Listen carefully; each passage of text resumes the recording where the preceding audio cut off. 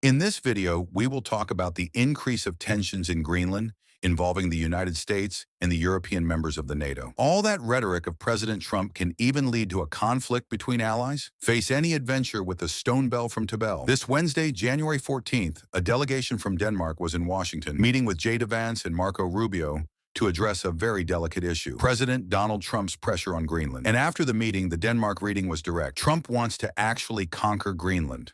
And when Trump says, with all the letters, that he will get Greenland in an easy way or in a difficult way, this does not sound like diplomacy. This sounds like an ultimatum. The effect of this was immediate, with Europe entering into an emergency mode and with several countries reacting publicly, with some going beyond words, with Germany, Sweden, Norway, and France announcing the sending of military to Greenland, initially for observation, recognition, and exercises missions, but leaving the option for the sending of effective combat forces on the table. All this raises an inevitable question. Trump can even attack. And if he attacks, does it kill the NATO? Agro Enlon C NDIA. For many people has always been a word associated with ice and isolation, a quiet and distant place. But for the strategists, it is a natural aircraft carrier, a fixed point on the map and strategically well positioned in the Arctic. Located literally between North America and Europe, and even ahead to the Arctic of Russia. And now, with the melting of the polar ice and the gradual opening of new sea routes, the value of the region has increased even more. The United States already keeps in Greenland its base further north, the base of Pitofik, the Space Force, which for decades has been called Thule Air Base, equipped with sensors and critical radars for missile warning, as well as space surveillance. With President Trump arguing that, for being so important for the security of the United States, they would have the right to control the region directly, formally annexing it. And Trump is not just asking for Greenland or advancing with formal acquisition proposals. He is effectively raising the tone, saying that he will indeed have Greenland, with the allies having only two options: to accept or to accept. Trump's narrative, which said that he will have Greenland in an easy or difficult way, changes everything because it creates a calculated ambiguity. If Denmark accepts to negotiate concessions, Trump will say that it was a historical agreement. But if Denmark resists, Trump can affirm that they forced the escalation by not accepting to negotiate. And this is exactly the kind of language that appears in international crises that often end in wars.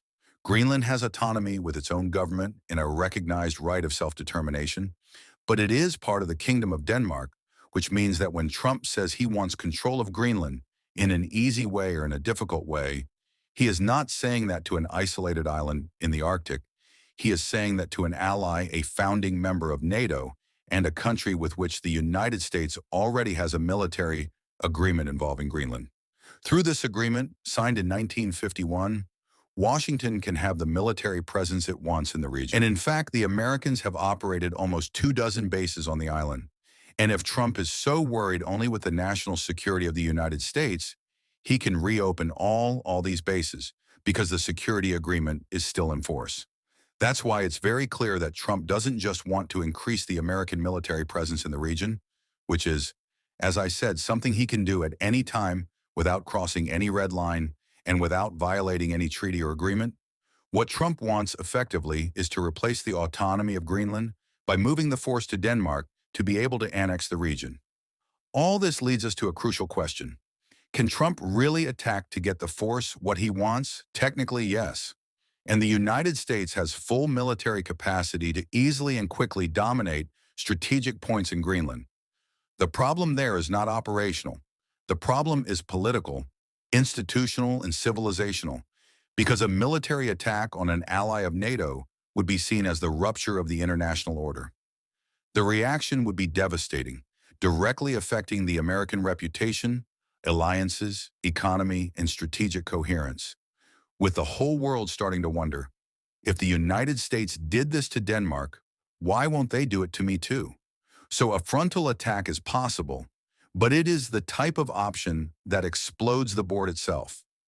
Therefore, it is believed that the most likely scenario will be pressure and coercion, with Trump trying to get what he wants through economic pressure, which could involve, for example, the application of the rates he so much likes to distribute around the world. It could also involve diplomatic blackmail and, of course, narrative wars, as, by the way, is already happening now. With Trump repeating whenever he can that Chinese warships are all over Greenland, something that the Minister of Foreign Affairs of Denmark, Lars Loke Rasmussen, denied during yesterday's meeting with J.D. Vance and Marco Rubio, saying that the last time a Chinese warship passed by, there was more than a decade ago. In addition, there is another important factor: Greenland. And the Greenlanders don't want it, and the right to self-determination of peoples is sacred. But if Trump still advances, will Congress be able to stop him? The quick answer is yes. Congress can create obstacles for sending American soldiers to the occupation mission of Greenland and can even reverse a possible unilateral announcement of annexation of Greenland made by Trump. But the executive, represented by Trump, almost always manages to walk ahead, taking actions that may be difficult to be done later by Congress. In addition, Congress is still under the control of Republicans. And although some Republican congressmen have already publicly positioned themselves against this intention of Trump, the fact that the majority in Congress is in the hands of the president's party can delay and hinder any measure of remediation. And if Trump advances, will this be the end of the NATO? Yes, if Trump attacks, NATO becomes an empty shell, because this attack will implode the principle of mutual trust, which is what sustains the alliance. NATO may even continue to exist on paper, but the spirit of the alliance, what made Article 5 feared by the adversaries, will die. With the First Minister of Poland, Donald Trump, saying exactly that, referring that if this happens, it will be the end of the world as we know it today. Therefore, to summarize everything, Trump can attack, the capacity exists, and the political justification and narrative are being built. But the most likely thing is that instead of declared invasion, Trump will try to pressure through other ways, using mechanisms that he knows and uses frequently, such as economic pressure through taxes and diplomatic coercion. Greenland may seem like a large isolated block of ice in the Arctic, but it has turned into a place where the West can decide if it still exists as a bloc. If Trump's pressure becomes permanent cohesion, Europe will react, closing itself, moving away and probably approaching rivals like China. And if Trump's cohesion becomes occupation, NATO will cease to exist. And as the Polish Prime Minister said, the world as we know it since 1945 will disappear. And if you are not yet subscribed to the channel, subscribe now and activate the notification bell so you don't miss any news. The security of Greenland can be ensured inside the current framework, the 1951 Agreement on the Defense of Greenland, as well as the NATO Treaty. For us, ideas that would not respect territorial integrity of the Kingdom of Denmark and the right of self-determination of the Greenlandic people are, of course, totally unacceptable. And we therefore still have a fundamental disagreement, but we also agree to disagree. And therefore we will, however, continue to talk. And it was a great opportunity also for Vivian and I to go up against the narrative, because it is not a true narrative that we have, Chinese warships all around the place. According to our intelligence, we haven't had a Chinese warship in Greenland for a decade or so. But it's not that I'm now, saying everything is solved. It's not solved. We did manage, but honestly speaking, I didn't believe that that was doable.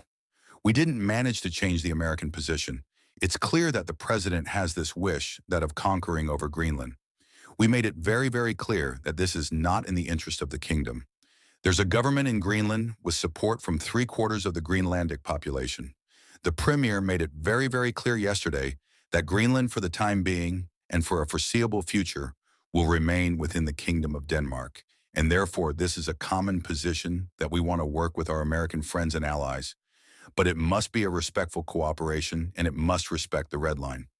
By the second country that is a member of NATO, and these are in addition the United States, it would be the end of the world we know, and which has guaranteed us security for decades.